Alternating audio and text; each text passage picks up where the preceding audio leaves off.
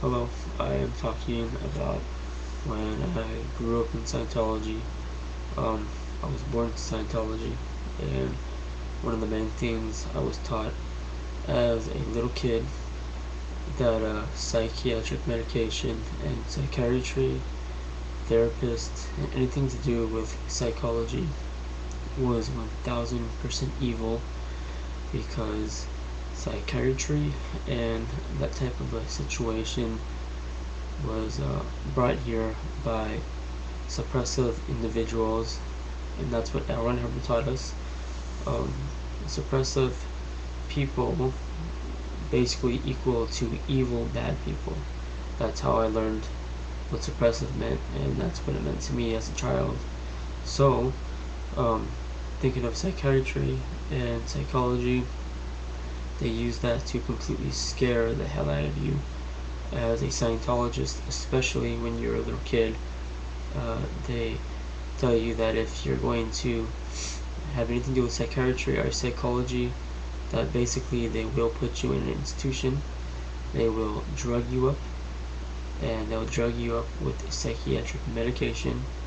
And if you take that medication, you'll be like one of those crazy people on the street that are talking to themselves, screaming and yelling like a psychopath. And you're also told, per policy, if you take psychiatric medication, you now would be labeled a illegal PC, which means you cannot do Scientology auditing.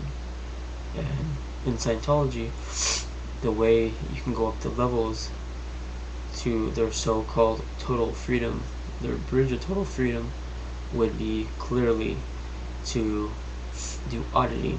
So if you've taken these psychiatric medication, you cannot do auditing, which therefore you cannot do Scientology, and you cannot go free according to Scientology.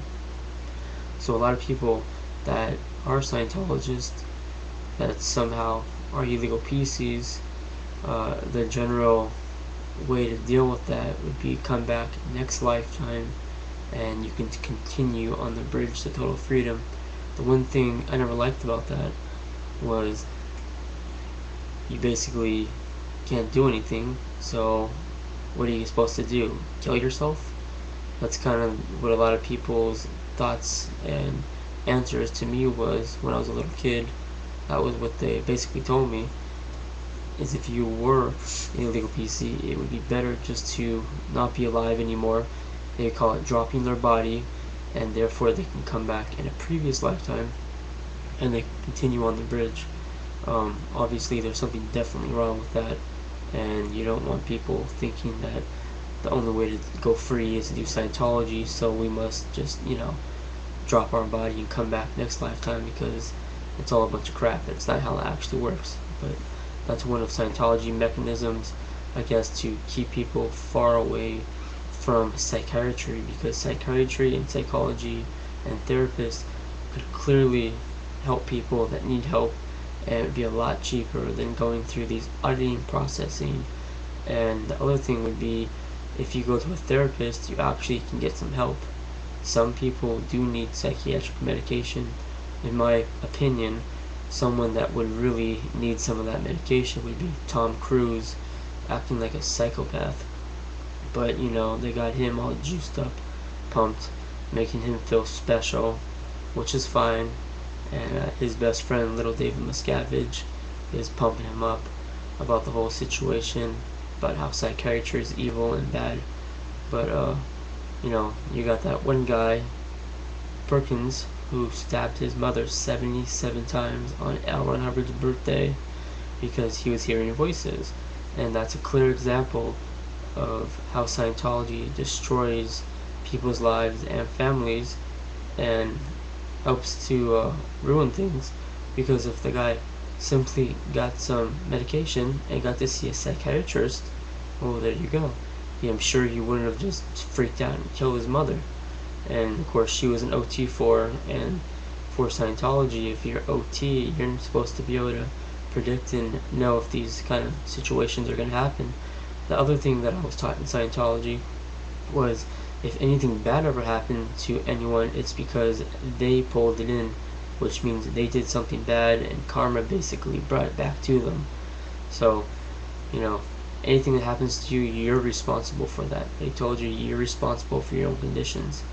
The other thing that I was taught was the whole thing about how if something's going on, they call it the greatest good for the greatest number of dynamics, which is a way of justifying, you know, doing things that are incorrect, such as if, you know, a Scientologist does a criminal act, and you know, instead of Scientology all falling down and taking the blame for it, that person will take the blame for it, because if they did something in their own mind that they thought was a good action, a good example for that would be Mary Sue Hubbard taking orders from L. Ron Hubbard to steal documentation from the U.S. government, and of course 11 Scientologists went to prison for that whole thing, including Mary Sue Hubbard, and they took the blame for it, and L. Ron Hubbard and the Church of Scientology did not really get blamed too much for that, even though they should have, because the policy that they would have to follow was the greatest number for the greatest number of dynamics, which would be, well, okay, you guys should take the blame because Scientology, you know, shouldn't take the blame for this, because you guys are ultimately doing a good thing for Scientology by taking those documentations, and it's better to lie than tell the truth, and you're helping Scientology at the end, and at least Scientology got helped somehow, even though you guys all got screwed over. That's pretty much the way that whole thing works. And being a Scientologist as a child, they would constantly try to scare people, and I know I was scared as a child of people that were non-Scientologists. I was afraid that there were all these bad suppressive SPs, evil people out there to get me. You're taught that there's 20% SPs in the world, so out of every 5 people there's 1 SP, and that 1 SP can drag down the rest of the population. You know, if you have 5 people and 1's an SP, that 1 SP can drag down the other 4, and that's what you're taught. And if you're around an SP, you go PTS, which means a potential trouble source. So if, say, you're around an SP, that SP can now make you cause problems, and you can basically get ill, have issues like that, and potentially turn into an SP if you're around an SP. L. Ron Hubbard also writes that all problems and all situations like that come from psychiatry, the cause of all problems in the universe.